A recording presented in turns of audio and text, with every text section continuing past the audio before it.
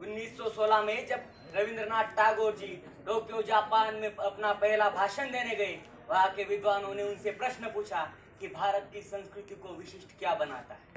तो उन्होंने मुस्कुरा के जवाब दिया कि भारत की यह वो भूमि है जहाँ पे जो भी आया है उसे इस भूमि ने अपनी माटी की सुगंध दी। यहाँ पे चाहे वो आर्य आए, कुषाण आए या फिर मुगल आए, इन सबको अपनी भारत भूमि ने अपनाया, किसी को भी पराया नहीं माना।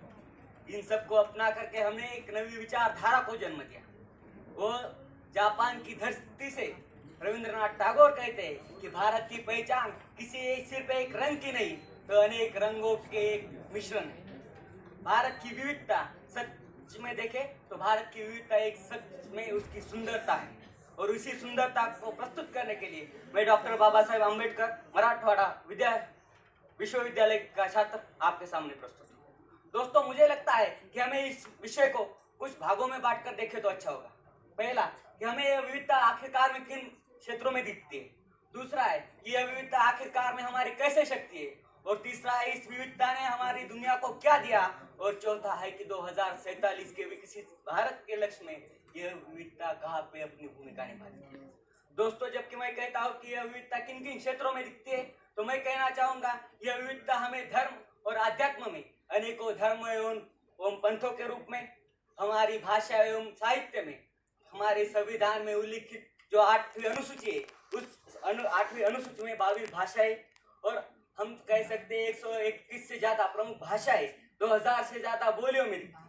हम जब कहते हैं कि यह विविधता हमें कहाँ पे दिखती है, तो हम जब यहाँ पे आते हैं तो हम सब देख सकते हैं कि भोजन में, चाहे वो बंगाल के रसगुल्ले, महाराष्ट्र की पूरनपोली हो या फिर राजस्थान का दाल बाटी चूरमा, यह विविधता हमें अपने वस्त्रों में दिखती है। यह विविधता चाहे दक्षिण के लुंगी से लेकर के उत्तर में जब जाते हैं तो उत्तर के सिखों की पगड़ी तक हमें यह विविधता अनेक भागों में दिखती है। जब हम कहते हैं कि जवाहरलाल नेहरू भी इस विविधता को नमन करते हुए कहते हैं, यह विविधता हमारी कहीं ना कहीं सांस्कृतिक विविधता ही एक सुंदर पुष्पगुच्छ। वह अपनी किताब भारत एक खोज में कहते हैं कि भारत की सबसे बड़ी अगर विशेषता कोई है तो विशेषता है कि इसकी सारी संस्कृतियों को साथ में लेकर के एक नई संस्कृति को जन्म देने की किताब। हम कह सकते हैं कि जब हम कहते हैं कि भारत कैसे यह विविधता हमारी शक्ति है, तो हम यहाँ पे देखते हैं कि इसी विविधता के आधार पर हमारा लोकतंत्र मजबूत हुआ है, और यही विविधता हमें बहुलतावादी दृष्टिकोण भी देती है। और जब हम कहते हैं कि इस विविधता ने आखिरकार में दुनिया को क्या दिया, तो हम यहाँ पे भी देख सकते हैं कि हमने दुनिया को चाहे वह आयुर्वेद दिया हो या फिर योगा दिया हो, हमारी विदेश नीति भी हमारी जो नरम शक्ति है उसमें प्रदर्शित करने के लिए हमें अपनी विविधता को रख सकते हैं। इतना ही नहीं, जब हम कहते हैं कि संगीत के क्षेत्र में रविशंकर जी ने सितार, और हमारे जो उस्ताद है, उन्होंने तबले का आविष्कार किया, तबले को पश्चिमी जगत से दिखाया। और जब हम कहते हैं कि आज का यूट्यूब हो, इंस्टाग्राम हो, यहाँ पे हमारा जो भारतीय युवा है वह कैसे कह सकते हैं कि हमारी भारतीय संस्कृति हो या फिर विदेश की संस्कृति हो, उसको देखता है, उसे अपनाता है, और उसको अपना करके भी हमें वो प्रदर्शित करता हुआ नजर आता है।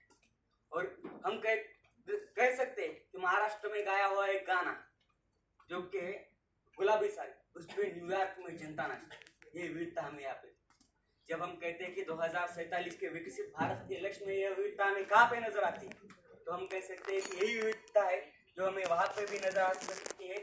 हमारी जो विविधता है वो हमारे यहाँ पे पर्यटन के क्षेत्र में हो, जिससे कि वहाँ पे रोजगार का सृजन हो सके।